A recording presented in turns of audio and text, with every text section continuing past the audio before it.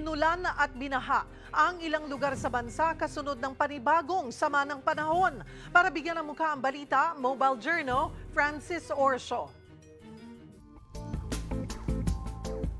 Hindi pa man sumisikat ang araw kaninang umaga, bungad agad ang baha sa ilang syudad sa Metro Manila.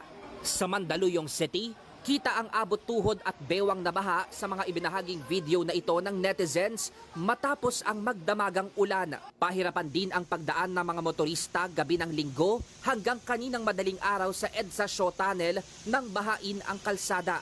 Sa Las Piñas, rumaragas ang tubig baha ang bumulaga sa mga residente ng Barangay Kaa. Habang sa lalawigan naman ng Aklan, inabot na ngayong Lunes ang baha sa Katiklan noon pang weekend. Paliwanag ng Pag-asa, habagat ang dahilan ng malawakang pag-ulan kagabi hanggang ngayong araw. Yun nga lang, kasabay ng pagpasok ng panibagong linggo, ang panibagong bagyo na hindi lang isa, kundi dalawa ang nakatakdang makakaapekto sa bansa at magpapalakas sa habagat. Ito ang binabantayan nating low pressure area noong mga nakaraang araw ay kanina alas 5 ng umaga ay nag-develop na at ngayon na isang ganap na bagyo sa tropical depression category.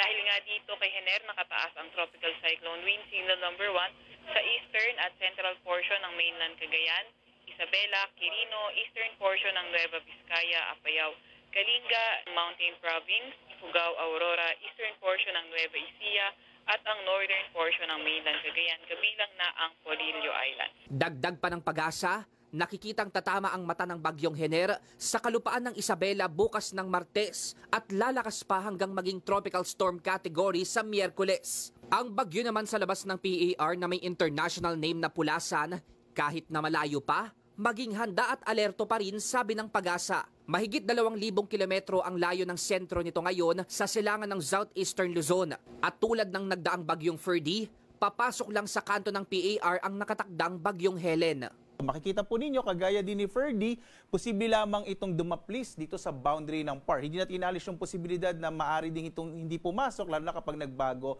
ito ng track. Pero makikita natin, base sa ating pinahuling datos, pumasok man o hindi, itong bagyong si Pulasan ay palalakasin niya yung habagat. Dahil dyan, magpapatuloy ang malalakas na bugso ng hangin at ulan sa kabuuan ng linggong ito, bunsod ng pinalakas na habagat. Lalo na sa Calabar Zone, Mimaropa, Bicol Region, Palawan, pati na ang Western Visayas at Metro Manila. Mobile journalist Francis Orso po, hatid ang mukha ng balita.